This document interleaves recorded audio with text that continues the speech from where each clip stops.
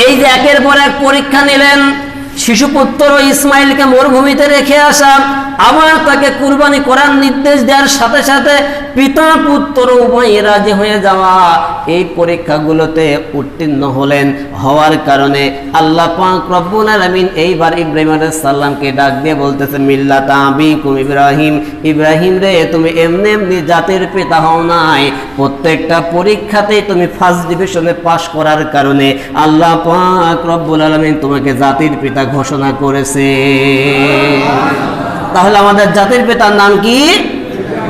আরো জোরে বলেন। ইব্রাহিম আলাইহিস সালাম জাতির পিতা হয়েছে, স্বয়ং আল্লাহ তাকে মনোনীত করেছেন।